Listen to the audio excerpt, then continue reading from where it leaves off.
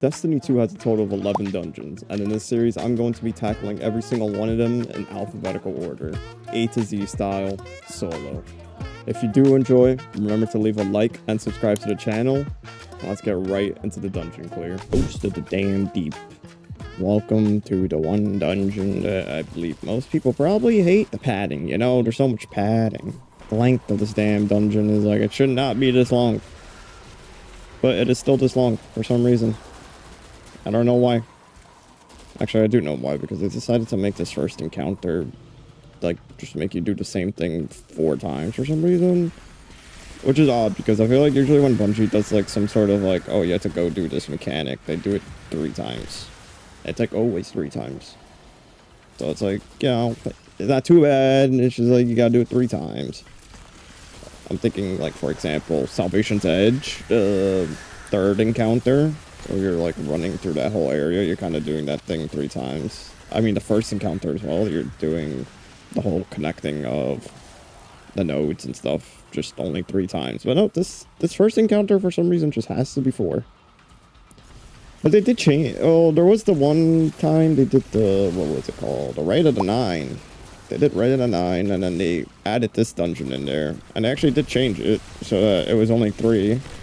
But now we're stuck with the normal version of the dungeon, which is 4.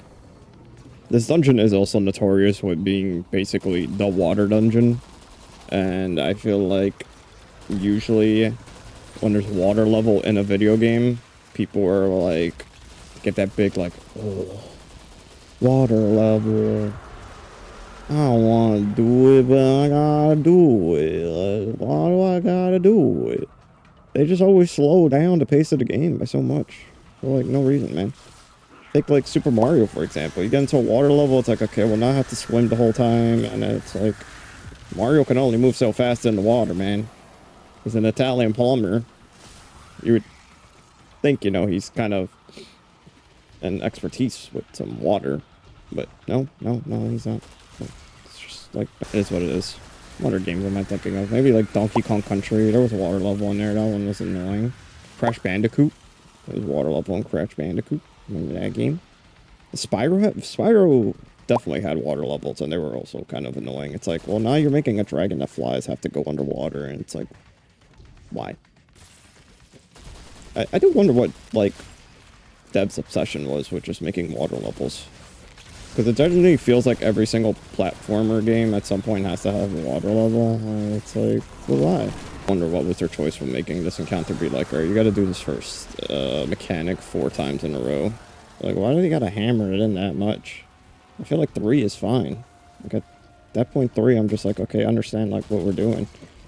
4 is just like, okay, I already know what we're doing. I just gotta do it one more time for what reason? Should be the 3rd dungeon in our series, so we're like quarter of the way through, which is nice. I mean, there are definitely like 2 or 3 dungeons in here that are just like very easy gimmies. I'm thinking like Shattered Throne, Grasp is kind of an easy gimme in a way. I just know Shattered Throne is genuinely like, okay, Guac, like that dungeon has been power crept to the infinity, I think, which is insane. I mean, it was like the first dungeon. I don't know how many people actually collect Pokemon cards if you ever are watching this video, but today was actually the day that they had the 30th anniversary ETBs release and some other stuff. And I was like, you know what? It's time for me to purchase 2 ETBs for the lulz. They do have a bunch of stock though, which is interesting. I feel like usually Pokemon Center doesn't have a lot of stock. By the time I post this video, I believe I should have opened my Pitch Black set, which I was able to secure basically everything from that. So ETBs, booster box, and booster bundles. There are definitely some cards in there that I do want. Looking at you, Darkrai SIR. Looking at you. Will I actually be able to acquire it? Who knows? I blame my brother for getting me into Pokemon cards now. I mean, we used to collect Pokemon cards a lot back then. Buy random packs. We definitely did not keep the cards, I guess, at this point. I feel like I should really kept those cards. Especially looking at you, Charizard cards. But it's fine. You know. Could have been a millionaire. It's fine. It's fine. Could have been a millionaire if I really tried. I feel like it's not something that's on your mind way back then. Like, I feel like that wasn't on a lot of people's minds back then, to be honest, considering, like, how rare those cards are. It's like, I was just buying the card to buy the card. But now they're like, well, we want a freaking a perfect graded Charizard first edition. Sell your entire house. If I still had mine in a good condition, I could have bought a house. You see the difference? Kind of crazy, no? Time for the water section of the whole dungeon, where I'm just gonna be walking around at like a molasses pace, just picking out these bubbles. Like, wow, this is so exciting. I really wonder what Bungie was thinking with this whole water mechanic. I know there was a whole entire season based around the water mechanic, because I remember playing that season, and then you get to the part where you have to go through the traversal area with all the water, and everybody's just kind of doing it because it was like a 6-player man activity, and it was slow as hell, and people would just like speed through it just to like basically teleport everybody to the boss fight. Water levels.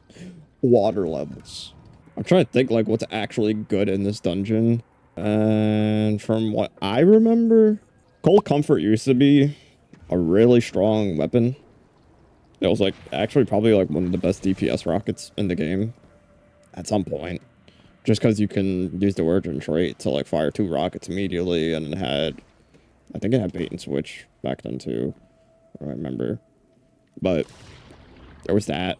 There was the Solar SMG, which was okay. I mean, it had Heal Clip and Incandescent, which I feel like is the staple of any Solar SMG. Waveframe Special Stasis Launcher, which is like, I guess, a cool gimmick. It has redirection. And then there's the Glaive. Yeah, the Glaive. I mean, it has a funny name. The Greasy Luck. That is indeed a name. It's like, imagine you're like playing the game for like first time ever, and you just hear somebody say, yeah, I'm gonna use Greasy Luck this run. It's like, okay, buddy.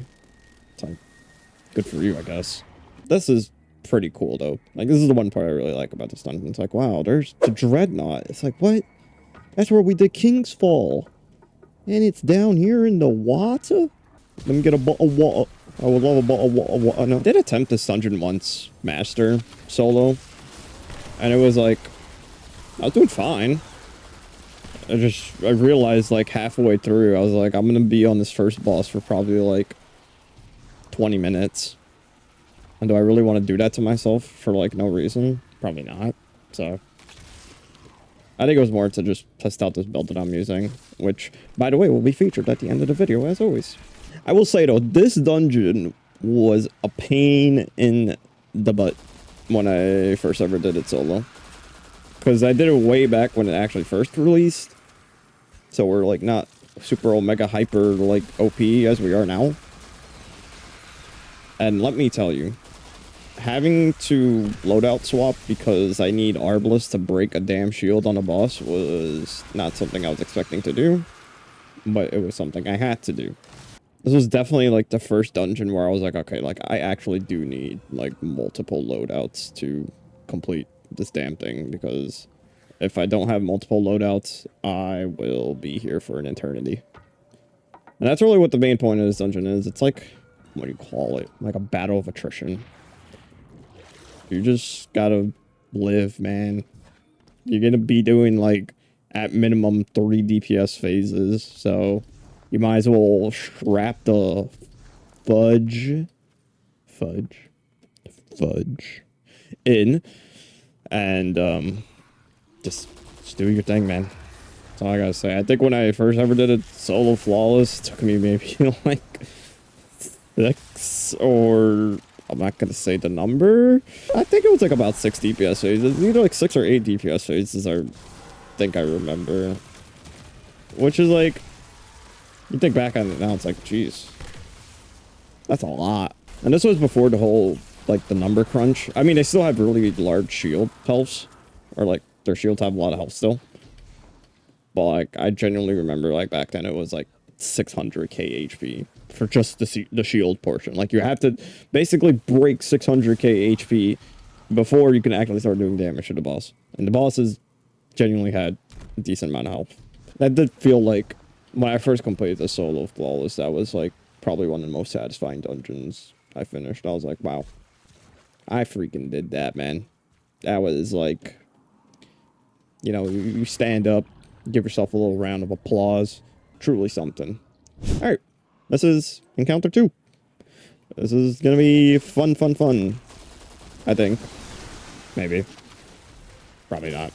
I do need to lock in a little bit for this part though, because I don't remember exactly where I even want to go. So we have the yay, the circle, and the C. Yay, circle, C. Yay, circle, C. C should be up here. Yeah. I'm remembering. Start putting these things in so I don't forget. Did I just basically always have armor charge? Isn't that insane? Like I never run out. Probably go around, kill stuff just to get my class ability back. Let's do that. Good. Now we go over here. You're gonna do your thing. Ow. Ow. I do that. And now you're like, oh my goodness, he's a warlock and he's gonna tickle finger me. Come on. Yep, you're just gonna take so much damage here, buddy. And then we'll just stick him with anarchy again. Probably make sure I blind him again. Indeed blinded. Yes, he is. Turbine. You see that? It's gonna be a nice little easy 3-phase. Not bad, not bad. Should be a 3-phase. Never know where the hell these wizards go. Peace out, buddy. Let's just do that. Let's give this damage resistance because of one of the artifacts that I'm running. Nice little damage resist right there. And last one. And now we go. Oh, jeez. What? Oh, I've never seen that happen. Oh my god, bro, just copied me into the water. What the hell? That's annoying. It's like my whole DPS phase gone. Can I please still do a bunch of damage to you? Okay, we still might be able to get the 3-phase. Can't lie. Ball knows ball. Oh my goodness. That's kind of clean. They yeeted into the water again. That was really annoying to go down here for some reason. Retrograde doing mint retrograde things, man. What truly a power crept weapon mint retrograde is. It's not good for DPS anymore, but there's an orange bar or like a yellow bar. It's like, alright, just wipe out the mint retrograde. That's what I want to see. Then we do that. Then we do that. Don't. Dude, there's no shot that happens 2 times, bro. There is no shot that happens twice. You kidding me? I'm genuinely not even doing this on purpose. Bro just knows ball. Oh man, please tell me I'm gonna be able to like actually kill him in time. Please, please. No, dude. It should be a 3-phase. Well, I'll see you guys when I get to the next DPS phase. Dang, buddy, just eat your friggin' discs. Yeah, I'm not messing with that again. And then give me your ghost. That really should have been a 3-phase.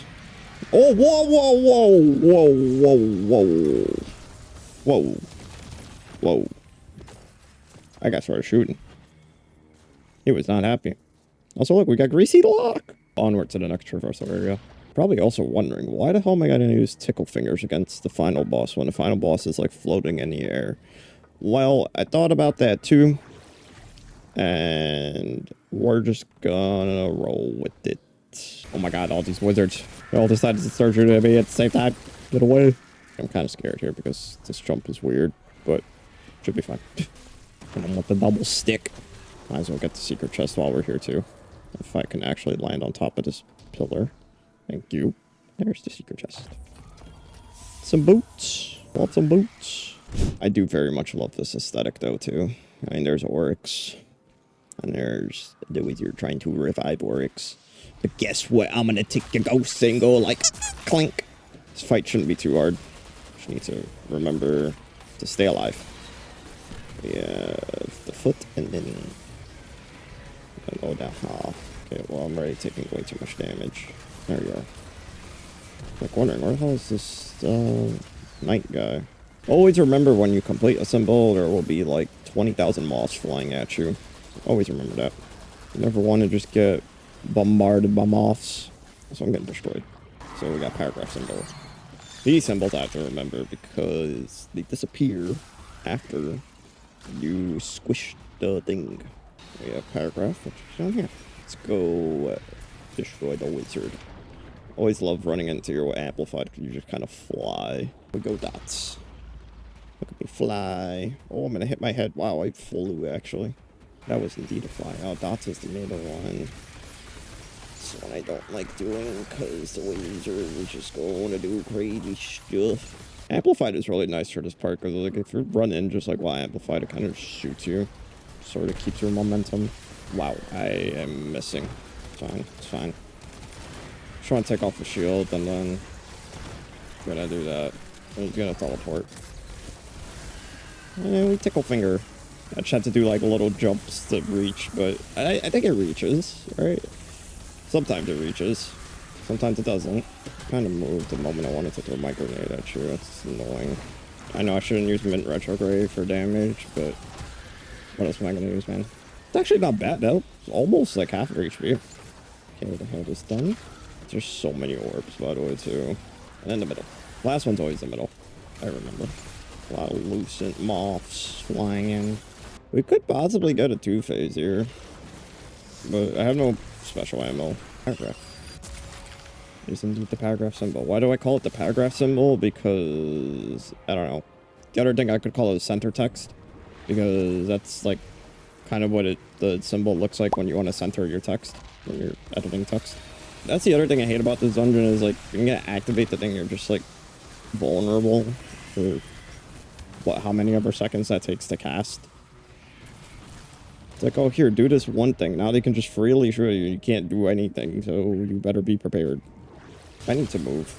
Like, I would very much rather try to break her shield down here. I just know this is not gonna be a 2-phase now. It's fine. It's definitely going to be a 3-phase guaranteed because it should be able to do a decent amount of damage here. It's going to be guaranteed 3-phase, which I'm totally fine with. I fully came here expecting a 3-phase. Also, I am taking way too much damage here. Let me just run away for a second. Summon the moths. Right? Or not. Unless she summons moths. Oh yeah, she's doing it now. Like I said, I think when you kill the knight in the wrong spot, she summon moths. Go activate these. And final one. She's summoning a bunch of moths. Actually, use her super. Ow. It's like if they make eye contact with you, they just pop their super. Taking some damage. Get me in the water quick. I don't want to be here. Water is a nice way to just reset. Who loves a snow cone? Nah, I'm joking. I prefer to eat ice cream in a little cup rather than a snow cone. I know, it's probably weird, whatever. What was the last one going to be in the middle then? That's perfect. That's what we love to see. I'm just here to pick up a random symbol. Like, activate. And then I go to the niche. Probably do that real quick. I can't see you. So much stuff happening on my screen. Teleport again. Aren't you not going to teleport again? I usually teleport again. Yeah, there we go. Why'd you take so long to do that? And it should be it. Make sure you crush the ghost. And we're done. That wasn't too bad. The build for this dungeon was definitely something I've been wanting to run. Especially Ghost of the Deep, I just love running Arc. So I decided to do a pure Arc build. Obviously starting with our exotic armor. It's going to be Storm Dancer's Brace. This is like the Tickle Fingers exotic. There's also Crown of Tempest, which would increase the duration, but Storm Dancers provides kind of better burst damage in a way. It's like better damage in a short amount of time. Anarchy we'll get to in a bit later, but this was basically my exotic weapon of choice. One of my favorite arc weapons ever in this game, VS Pyroelectric Propellant. Attrition Orbs jolting feedback on this weapon is just insane. Plus the origin trait is just like you get your abilities fast and you're making orbs all the time. Truly something. I'm in retrograde. For the subclass itself, we're doing pure arc. Obviously Storm Trance. I was running Pulse Grenade with Chain Lightning. Chain Lightning did get buffed, so it's kind of fun to use. Arc Soul, just to have some Arc buddies, and Ionic Sentry. So just double Arc buddies, you know, the tag team duo of Ionic Sentry and Arc Soul. Spark a Discharge, just so that we can create an Ionic Trace with just weapon damage, but also collecting an Ionic Trace gives us Bolt Charge, and we're basically always making Ionic Traces, so that's what we're mainly using that for. Spark a Frequency, which is mainly just for when we're amplified, we get increased gains of Bolt Charge. Spark a Resistance, just for damage resistance. And then Spark a Shock, so that all our buddies and our grenade on top of that will just jolt. Artifact choice here was definitely something I was debating. Could have easily done the Tablet of Ruin, but I think the Slayer Bear and Apothecary Satchel was pretty fun to just use. Mainly looking at the arc mods that it provides. First of all, arc compounding. So any arc source of damage increase the blind targets. Hence why we're always blinding stuff and sticking Anarchy. Just increased damage. And combine that with Retinal Burn, so rapid precision hits with an arc weapon. Consume armor charge to trigger blind. So that's just easy way to activate arc compounding. And then Trace Evidence is pretty much whenever you hit a rapid precision hit or rapid fire blows on targets that are jolt or blind, you will generate an Ionic Trace. And then picking up Ionic Trace gives you armor charge, which is the big point of that. Their stuff in here is not too crazy, but Kinetic Impacts plus Weakening Clear is mainly just for Anarchy, so that's why I had to take Anarchy. Creative Orbs just gives me a way to heal myself, because the second part, collecting elemental pickup, collecting an Orb of Power, generates health. And finally, Total Carnage, just to have some damage resistance and replenish health if I really ever needed it. Before we look at the armor mods, I just want to point out the 4 pieces. Obviously, the Lumipotent set. I mean, this is like the arc set, so if you're ever doing an arc build, highly suggest you get this. You get this just from strikes, so it's not too hard to get. For armor mods, definitely just went with basically increasing my super and my weapon stat a bit, plus my grenade. So super font, just to increase my super to 180. Definitely could have ran a second super font to increase it to 200 if I wanted to, but whatever. Heavy ammo finder just cause, and harmonic siphon for orbs. Arc loader for the arc two arc weapons. Bolstering detonation is nice on this build because this basically is procced by both Arc Soul and Ionic Sentry, so a nice way to just get your class ability fast. And a grenade font just to juice up my grenade a little bit past 100, so I get a little bit increased damage. Charge it up for an extra armor charge, concussive, and arc. Triple arc weapon surge because we don't really care about anything else in the legs. And then class font, time dilation, powerful attraction. Class font mainly just to increase my class a bit, as you can see by my stats. Well, that will do it for this episode. So thank you guys for watching. Remember to leave a like, comment, and subscribe if you do enjoy the video. I will be seeing you all in the next dungeon. So take care.